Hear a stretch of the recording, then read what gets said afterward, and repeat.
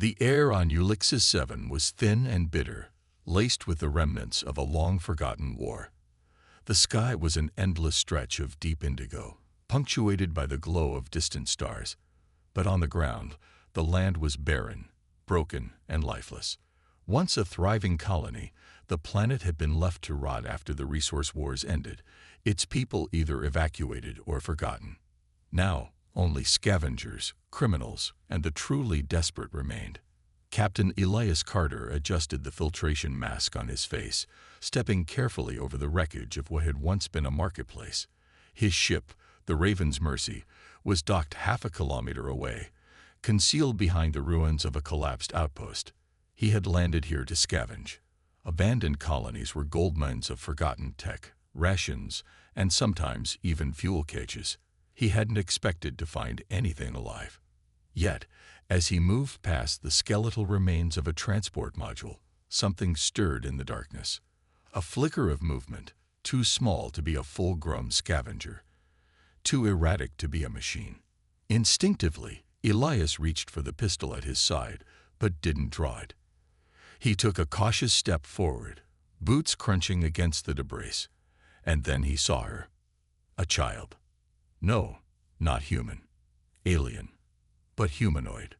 She was small, impossibly thin, wrapped in tattered scraps of cloth that had long lost their original color. Her skin was pale, almost translucent, with deep blue veins visible beneath the surface.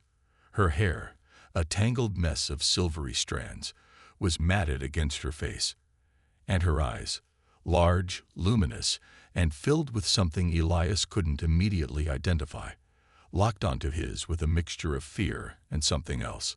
Hope, perhaps. She was starving. That much was obvious. Her arms were thin, her ribs visible beneath her fragile skin, and her breaths were shallow. Elias felt his gut tighten. He had seen hunger before, on war-torn planets, in the aftermath of battles where civilians were left to fend for themselves. But this was something different. Slowly, he lowered himself to one knee, keeping his movements deliberate and slow. He reached into his satchel and pulled out a ration pack.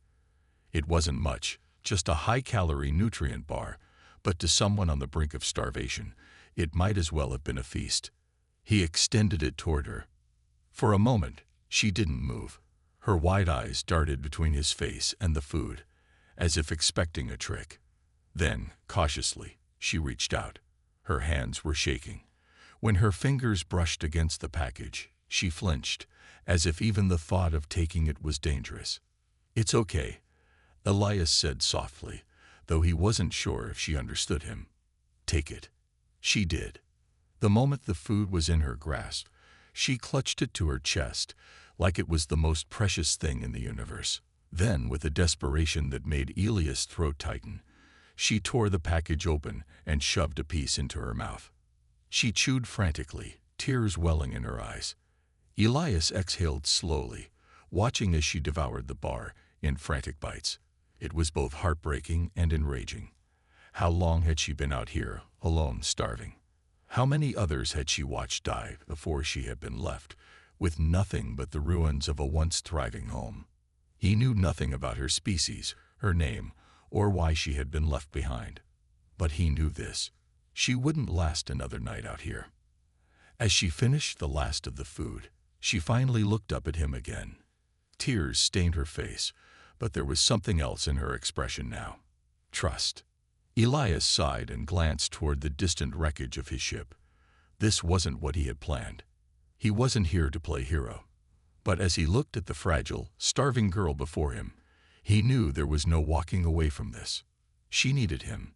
And, for reasons he couldn't explain, he knew he couldn't leave her behind. Elias watched the girl carefully, noting how she kept her eyes locked onto him, even as she licked the last crumbs of the ration bar from her fingers.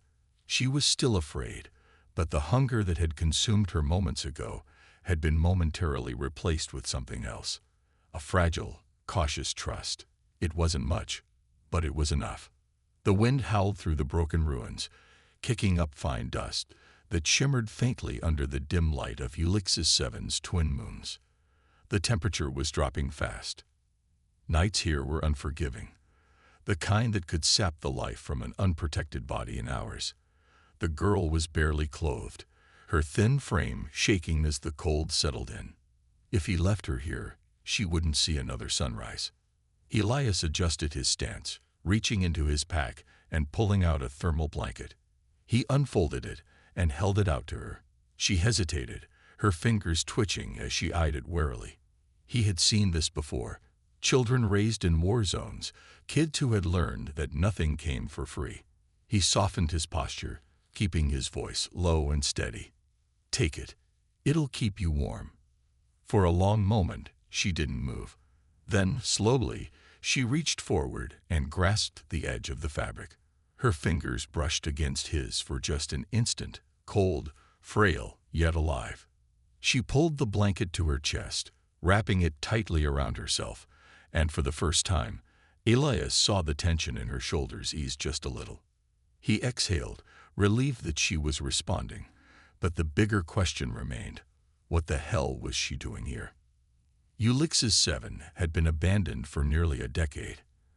After the corporate mining wars had burned through the land, the survivors had been evacuated.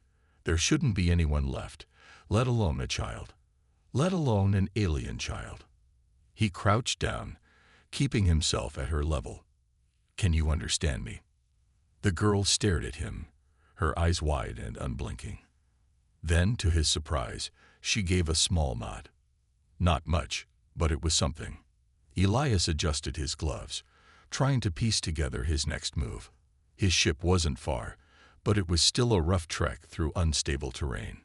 Bringing her with him would slow him down, but leaving her here was out of the question. He needed to know if she could walk. "You hurt?"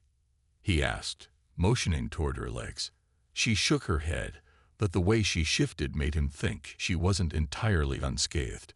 Still, if she wasn't outright injured, that was a good start. Elias stood and extended a hand toward her. "Come on. We need to move before the cold gets worse." She hesitated. Her fingers tightened around the edges of the blanket, and for a moment, he thought she was going to refuse. But then, with a deep breath, she reached out and took his hand. Her grip was weak, but her steps were steady as he led her through the ruins. The path back to his ship was treacherous. The ground was littered with the shattered remains of old structures, the remnants of a colony that had been left to decay. Elias kept a firm hold on the girl's hand, guiding her carefully over the rubble, pausing whenever she struggled to keep up. As they walked, he kept an ear out for movement. Ulysses 7 was a dead world, but that didn't mean it was empty. He had encountered scavengers before, desperate people willing to do anything for supplies. The girl wasn't safe out here, but neither was he if the wrong people found them first. They moved in silence, the only sound their footsteps against the cracked ground. Every so often, Elias glanced at the girl, watching how she moved. She was wary, her head on a constant swivel, scanning the ruins as if expecting something to jump out at any moment. That kind of vigilance wasn't natural for a child. She had been running from something, or someone. As they neared the clearing where his ship was hidden, Elias slowed. The Raven's Mercy sat just ahead, nestled between the remains of two collapsed buildings. Its hull was battered and worn from years of service, but it was still flight-worthy. He scanned the area, making sure they hadn't been followed, before leading the girl to the loading ramp. "This is my ship," he said, motioning for her to follow him inside. She hesitated at the threshold, her grip tightening on the blanket. Elias frowned. "You're safe here. I promise." She looked up at him, searching his face for something. He wasn't sure what she was looking for, but after a long moment, she stepped inside. The interior of the Raven's Mercy was cramped but functional. The dim lights flickered to life as the ship's systems registered their entry. Elias sealed the ramp behind them, activating the security locks before shrugging off his jacket. The girl stood near the entrance, her eyes scanning everything with careful curiosity. Elias moved to the storage compartment and pulled out another ration pack. He turned back to see her staring at the ship's control panel, her eyes lingering on the illuminated buttons. "You hungry?" he asked. She snapped her gaze back to him, and despite her clear attempt to hide it, he saw the brief flicker of desperation in her expression. She gave a small nod. He tossed the ration pack to her. She caught it with surprising reflexes, ripping it open with the same frantic hunger as before. Elias watched as she ate, her small frame shaking slightly from the cold, the exhaustion, the fear that likely hadn't faded yet. He needed answers. As she finished the last of the food, Elias grabbed a small data pad and activated the translation software. He set it to universal mode, hoping she could understand at least one of the Preset languages. "I need to know what happened," he said, holding up the device. "Who are you? How did you end up here?" The girl hesitated, eyeing the screen. Then, after what felt like an eternity, she reached out and tapped at the pad with trembling fingers. A few seconds later, words appeared on the screen. "My name is Nyla. They left us behind." Elias frowned. "Who?" She hesitated before typing again. "The ones who took everything." A chill ran down Elias' spine. He had expected to find a lone survivor, a tragic case of abandonment or oversight. But this was something worse. "Who took everything?" he asked, keeping his voice steady. Nyla's fingers hovered over the screen for a long moment before she finally answered. "The Devourers." Elias stiffened. He had heard that name before, whispers in darkened bars, rumors among traders who had lost entire crews to something they couldn't explain. Most dismissed the stories as ghost tales, the kind spacers told to scare rookies. But now, looking into Nyla's terrified eyes, Elias knew. The stories were real.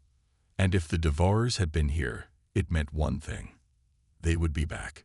Elias felt the weight of Nyla's words settle over him like a storm cloud. The Devourers, a name spoken in hushed voices across the galaxy, dismissed as legend by those who had never seen their handiwork, and feared as an unspoken horror by those who had. Entire colonies had gone dark, ships vanishing from the void without a trace. No distress signals, no survivors, just silence.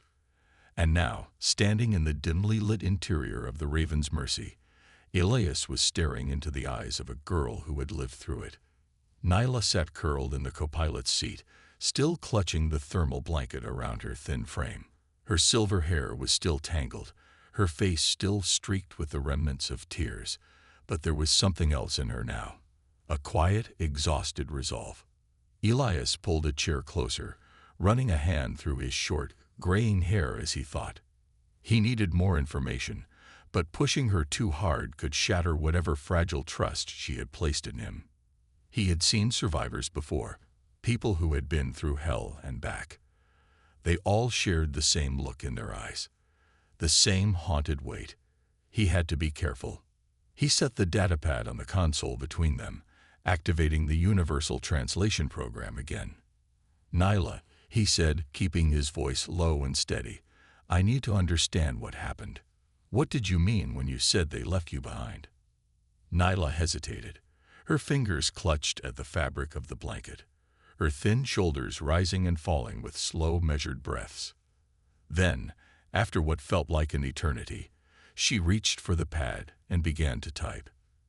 "There were many of us, a whole colony, families, scientists. We were peaceful. We never hurt anyone." Elias watched as she typed, the faint glow of the screen reflecting in her luminous eyes. One day, the sky broke apart. Black ships. No warning, no demands, just fire. Elias inhaled sharply. He had heard stories like this before. The Devourers didn't negotiate. They didn't send threats or ultimatums.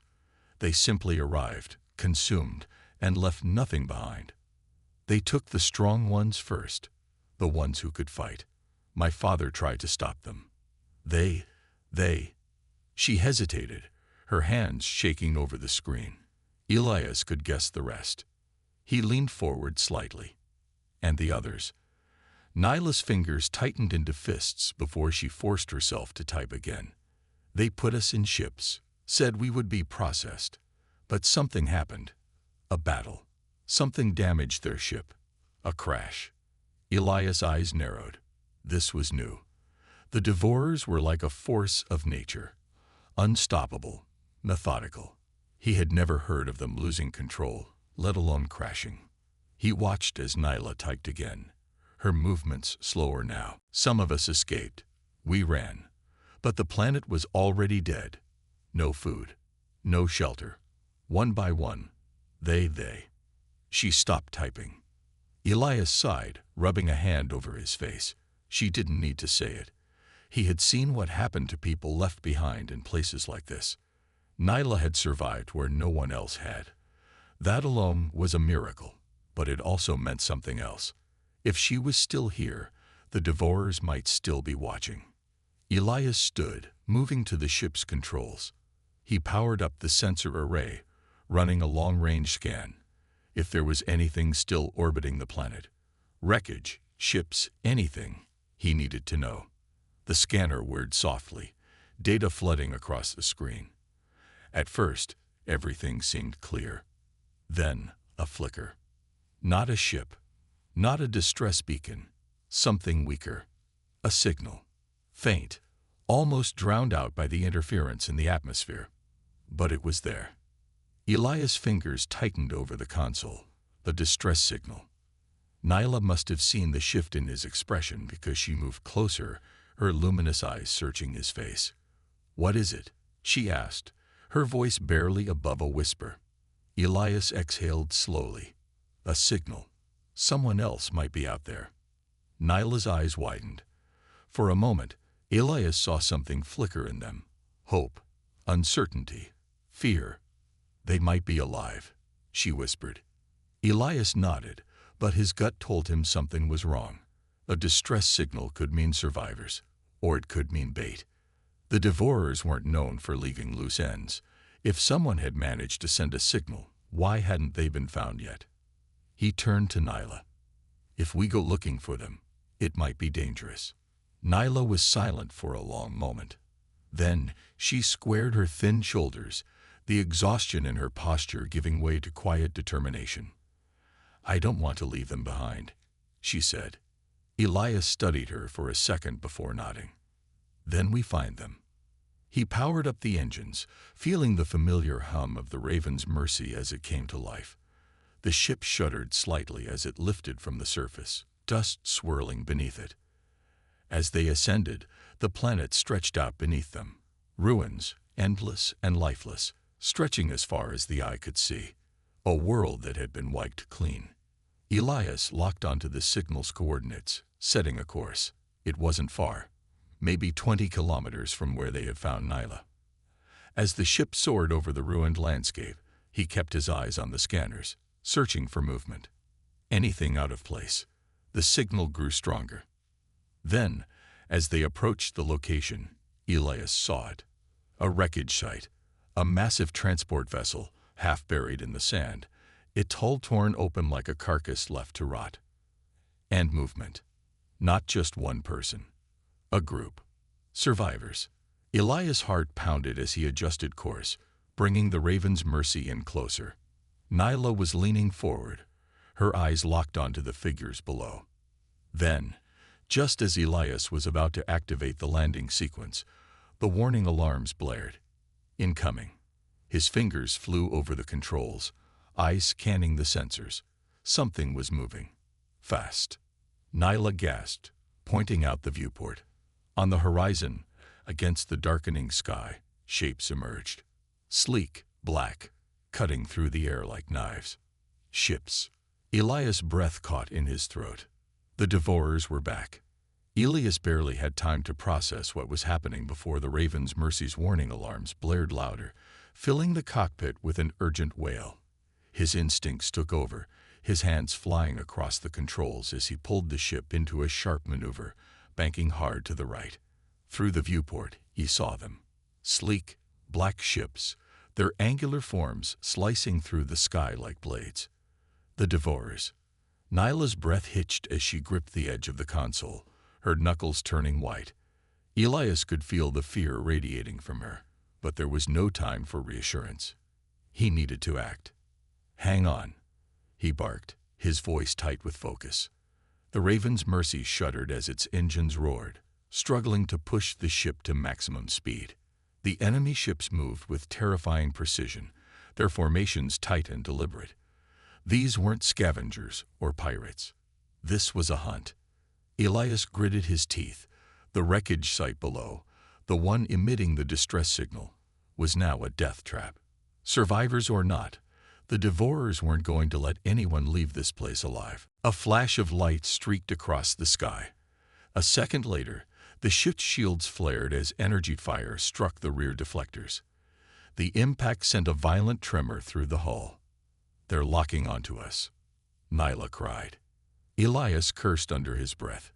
He twisted the controls, diving lower, skimming the planet's surface. Dust and debris kicked up in their wake as the Raven's Mercy wove through the ruins of the dead colony. The buildings provided some cover, but not enough. He needed a plan. Fast. Another shot. This one barely missed, tearing through an abandoned tower just ahead of them. The structure collapsed in a cloud of rubble, forcing Elias to jerk the controls hard to the left. The ship groaned in protest, the artificial gravity struggling to keep up with the sudden shift. "Can we outrun them?" Nyla asked, her voice a mix of hope and fear. "Not likely," Elias muttered. The Devourer's ships were built for speed. The Raven's Mercy was tough, but it wasn't a fighter. If he didn't change the odds soon, they were dead. He scanned the controls, his mind racing. His weapons systems were active, but against this many hostiles, he wouldn't last long in a dogfight. The Devourers had the advantage: numbers, firepower, and superior speed.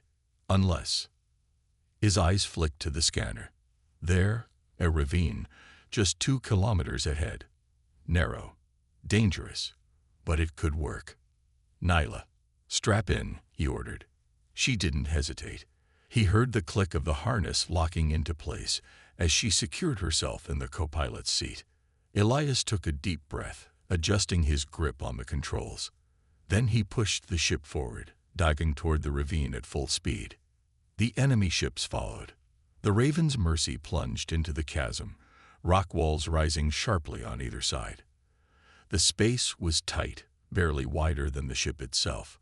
Jagged formations jutted out unpredictably, forcing Elias to make split-second course corrections. One wrong move, and they'd be nothing more than a smear against the canyon walls. The Devourers followed, their ships breaking formation as they funneled into the narrow space. Elias grinned grimly. Let's see how good they are at tight turns. He twisted the controls, guiding the Raven's Mercy through a razor-thin passage. The first enemy ship tried to follow. Too fast, too reckless. Its wing clipped the edge of the canyon wall, and in an instant, it spun out of control. A heartbeat later, it smashed into the rock face, exploding in a violent fireball. One down. The others adjusted, learning from their fallen comrade's mistake. They tightened their formation, adjusting their pursuit. Elias knew he couldn't rely on the terrain forever. He needed an escape route.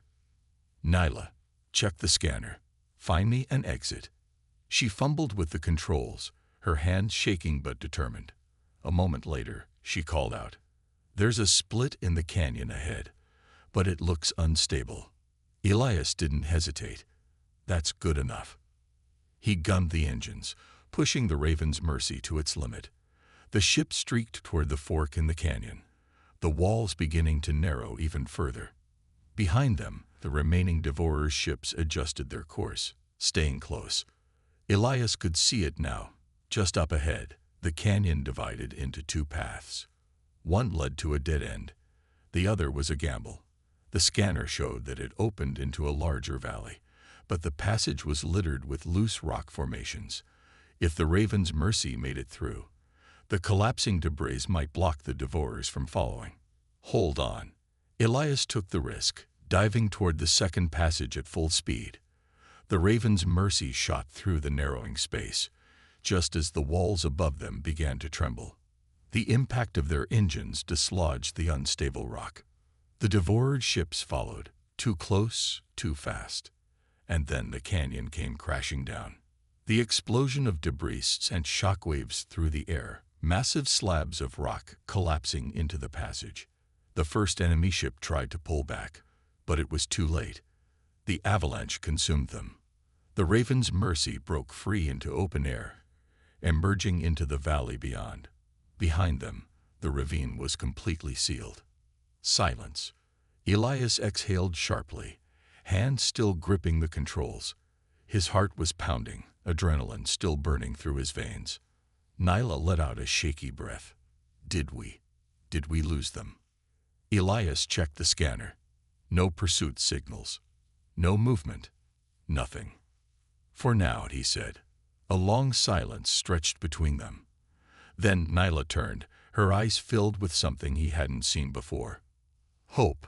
You didn't leave them behind, she whispered. Elias blinked, surprised by the quiet intensity in her voice. It wasn't just about the people at the wreckage site. She was talking about herself. He looked at her for a long moment before giving a small, tired smile. No, I didn't. He turned his attention back to the controls, adjusting course. They weren't out of danger yet. There were still survivors waiting, still people who needed help. And the devourers, they would return. But for now, they had won a small victory. And Elias Carter had made a promise, one he intended to keep. Elias kept his hand steady on the controls, his breath still coming fast, as the Raven's Mercy soared above the endless wasteland below. The wreckage site, where the distress signal had come from, was still a few kilometers ahead, but after their harrowing escape from the devourer's pursuit, every second felt stretched thin with tension. The canyon had bought them time, but not enough. The devourers never truly abandoned a hunt. If they had sent scouts, more would follow. They always did. Nyla sat beside him, still gripping the edges of her seat. Her silver hair was damp with sweat, and her breathing was uneven. But her eyes, those sharp, luminous eyes, never left the viewport. She wasn't just afraid. She was waiting, bracing for what came next. Elias knew that feeling all too well. The wreckage loomed in the distance. What had once been a massive transport vessel was now little more than a broken shell, its hull torn open by time and disaster. Metal beams jutted from the sand like fractured bones, and the entire site was bathed in the eerie glow of the setting sun. Elias brought the ship lower, scanning for life signs. The distress beacon was still active, but that didn't mean whoever sent it was still alive. The ship's scanners flickered. A moment later, the readings appeared. 4 life signs, Elias muttered. They're weak, but they're there. Nyla leaned forward. They're still alive. Barely. He set the ship down near the wreckage, the landing struts kicking up a storm of dust. As the engines powered down, he reached for his sidearm, checking the charge. He had no idea what condition the survivors were in, if they were injured, sick, or even hostile. Desperation could make people dangerous. Nyla unbuckled herself.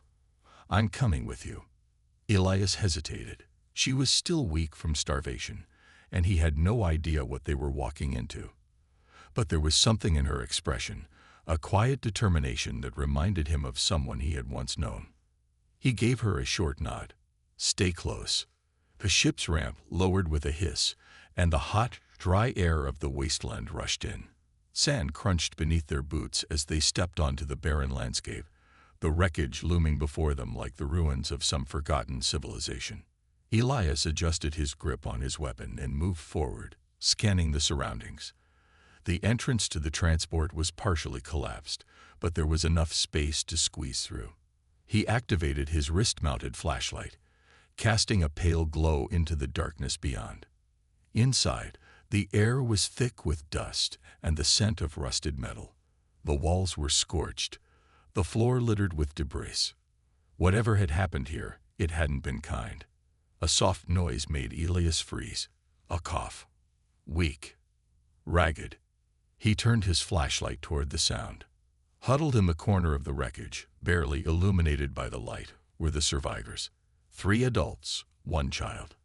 The adults were thin, their bodies frail from starvation and dehydration. The child, a girl, no older than 7, clung to the woman closest to her small hands gripping a torn piece of cloth. The man in the group, gaunt and hollow-eyed, looked up at Elias with a mixture of fear and exhaustion. His voice cracked as he spoke. Are you real?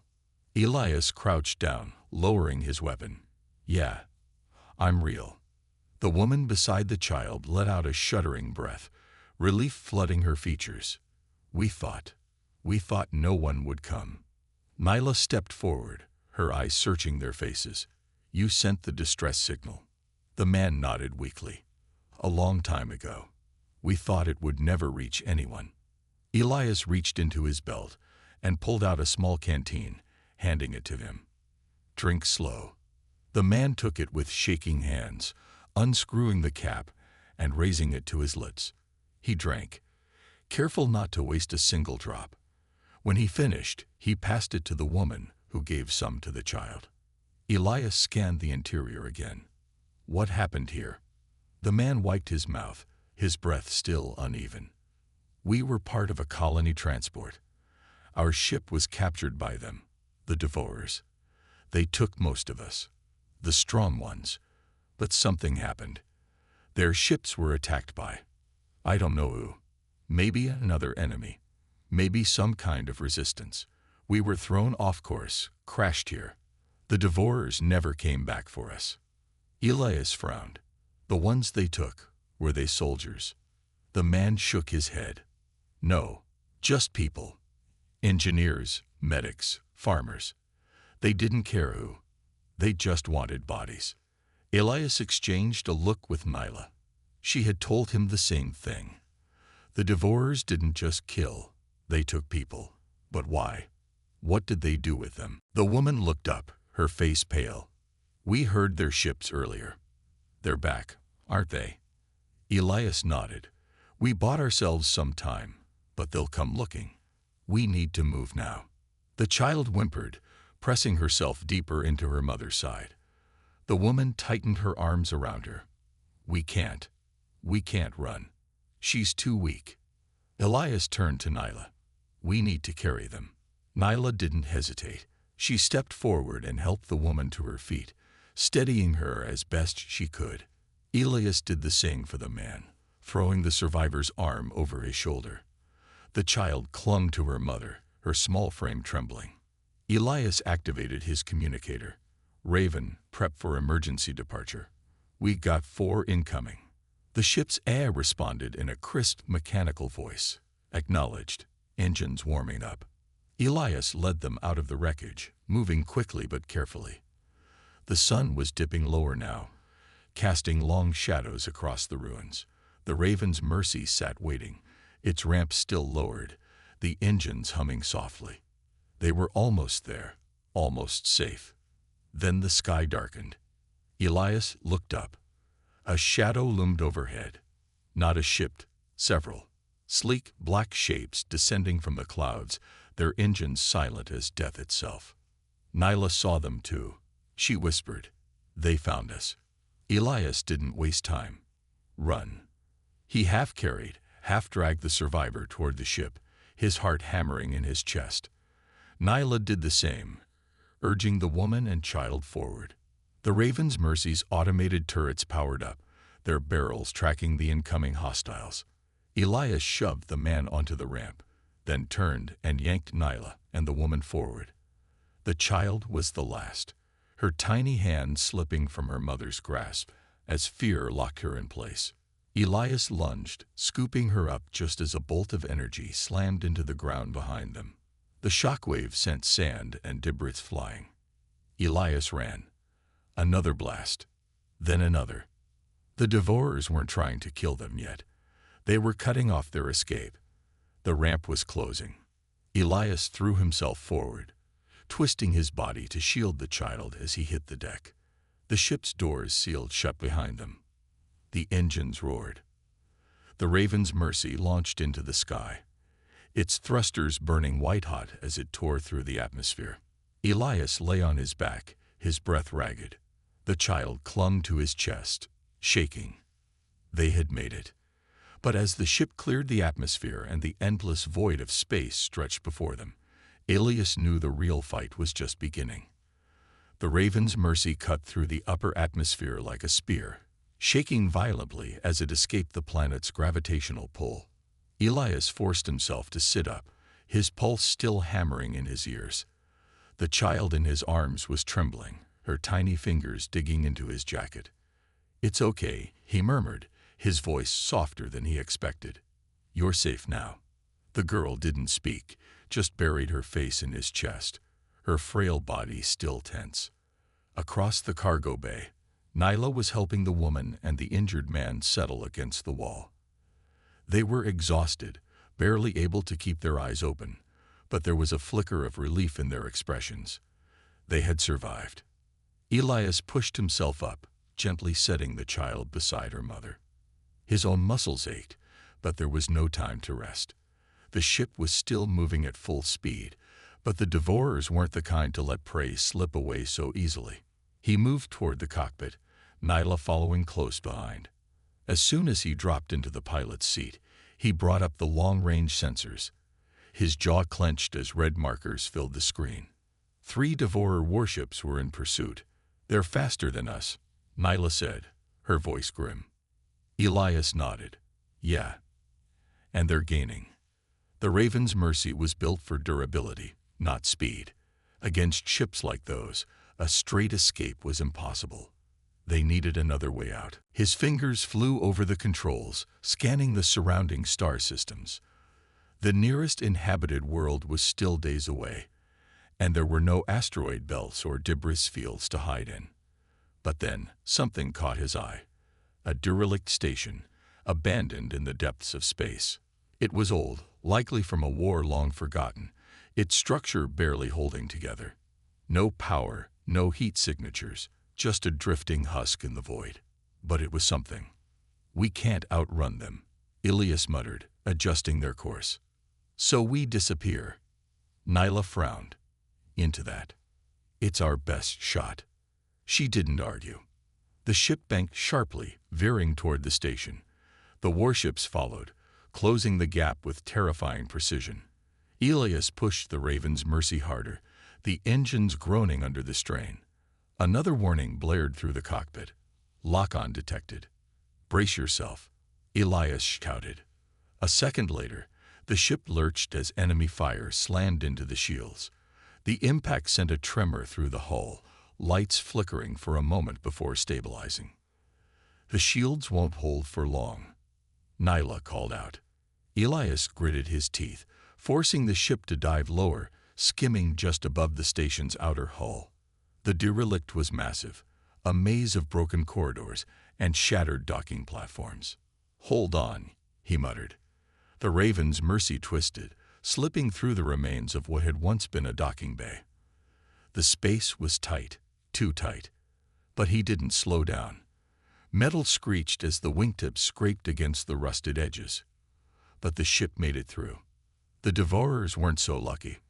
One of their pursuers attempted to follow, but it miscalculated the turn. Its hull clipped the station's structure, and in an instant, the entire vessel spun out of control, slamming into the derelict with a thunderous explosion. Ilias didn't wait to see the debris settle. He pushed forward, weaving deeper into the station's wreckage. The 2 remaining warships hesitated, scanning the area as if trying to pinpoint their target. "Cutting main power," Ilias said, flipping a switch. The ship's interior dimmed, all external lights shutting off.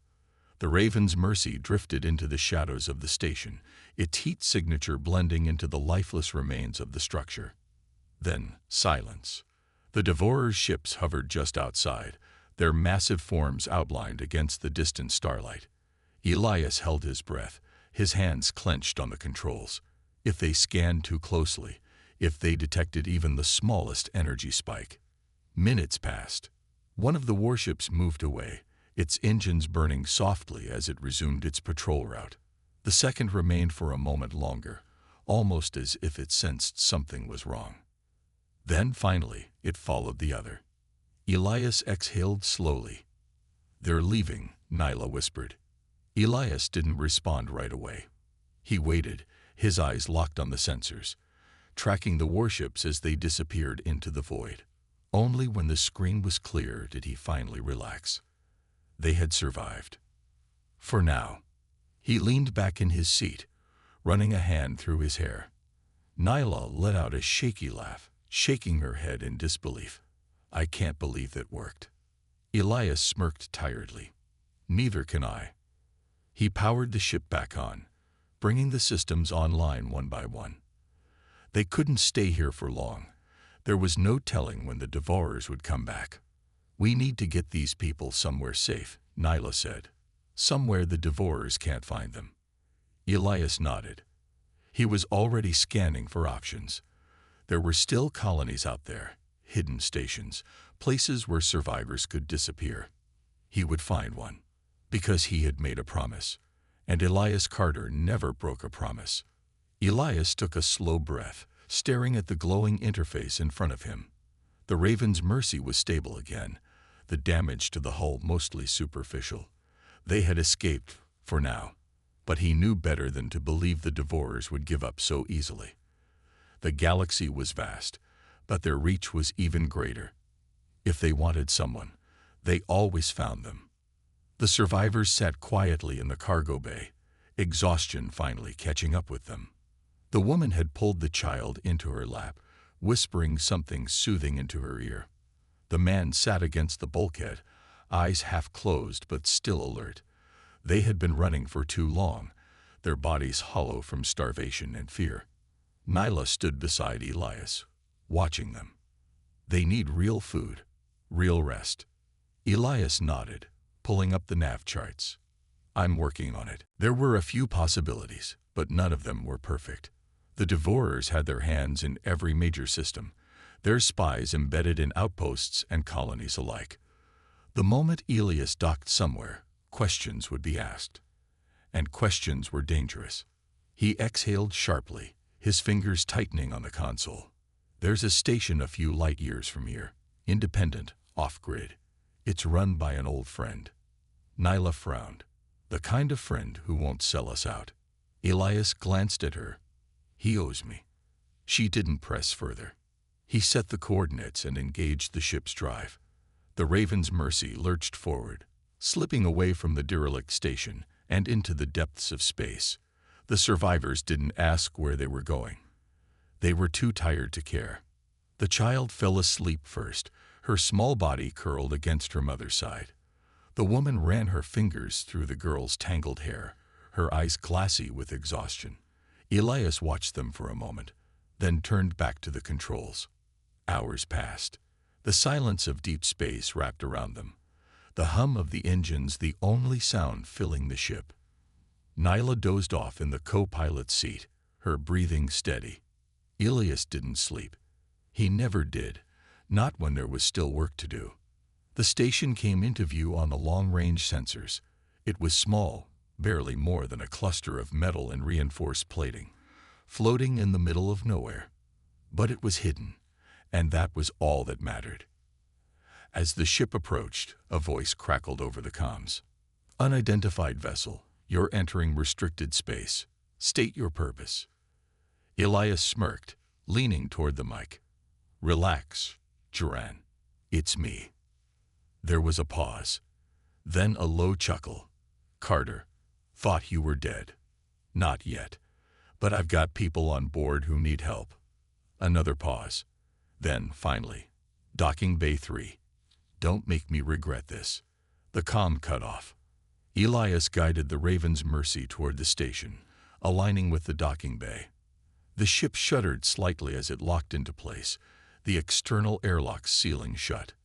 Elias turned to Nyla, who had woken up at the sound of Duran's voice. "Time to see if he's still as trustworthy as I remember." She stretched, rubbing the sleep from her eyes. "And if he's not?" Elias checked his sidearm. "Then we improvise." The airlock hissed open, revealing a dimly lit corridor lined with rusted metal and exposed wiring. The station was old, older than most, but it was still operational. And more importantly, it was still hidden. Joran was waiting for them at the end of the corridor, arms crossed over his chest. He was broader than Elias remembered, his dark beard streaked with gray. But his eyes were the same, sharp, calculating. Elias stopped in front of him. "It's been a while." Joran snorted. "Last time I saw you, you owed me 3 crates of fuel." Elias smirked. "I'm good for it."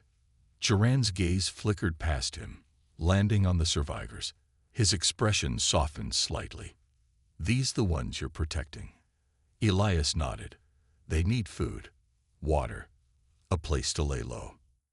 Joran studied them for a long moment. Then he sighed, rubbing a hand down his face. "All right, they can stay." The woman let out a shaky breath of relief. The man beside her just nodded, too tired to speak. Joran turned back to Elias. "You, on the other hand." Elias raised an eyebrow. "What?" "You just led Devourers straight to my doorstep." Elias frowned. "They're not tracking us." Joran gave him a flat look. "You sure about that?" Elias hesitated. Joran exhaled sharply. "Get inside. We need to talk." The survivors were led to a side room where they could eat and rest, while Elias and Neela followed Joran deeper into the station. The corridors were narrow, lined with flickering lights. The place smelled of old machinery and stale air. Joran stopped in a small, cluttered control room, shutting the door behind them. He gestured to a monitor. "Take a look." Elias stepped forward. The screen displayed a live feed from the station's long-range sensors. 3 ships were in the sector. Devourers. Nyla cursed under her breath. "They found us." Joran crossed his arms. "And they're looking for something." Elias clenched his jaw. This was bad. He had hoped they had thrown the Devourers off their trail, but clearly that wasn't the case. Joran turned to him. "I can hide the survivors. I can even keep you out of sight for a while. But if those bastards start scanning this place, it won't matter. They'll know you were here." Elias's mind raced. The station was a haven for smugglers, refugees, and outcasts, people who wanted to stay off the grid. If the Devourers started digging, a lot of people would be in danger. He couldn't let that happen. He straightened, his voice steady. "I'll lead them away." Nyla shot him a sharp look. "That's suicide." Joran studied him for a moment, then sighed. "You always did have a death wish." Elias ignored them both, his focus on the screen. "They don't know for sure that we're here. If I take the Raven's mercy and make enough noise, they'll follow me instead of searching the station." Nyla shook her head. "You can't do this alone." Elias met her gaze. "I can." Her jaw tightened. "You saved those people. You don't have to die for them." Elias exhaled. "It's not just about them." His voice was quieter now, but no less firm. "It's about every other poor soul those bastards have taken. Every colony they've raided. Every family they've destroyed." Nyla looked away, her hands clenched. She knew the truth as well as he did. The Devourers weren't just slavers or raiders. They were something worse. Joran sighed. "You want to play hero, fine. But you're gonna need a plan." Elias smiled grimly. "I always have a plan." It wasn't true, but it didn't matter. He would make sure the Devourers followed him. He would lead them away, disappear into the void, and ensure they never returned. Because he had made a promise. And Elias Carter never broke a promise.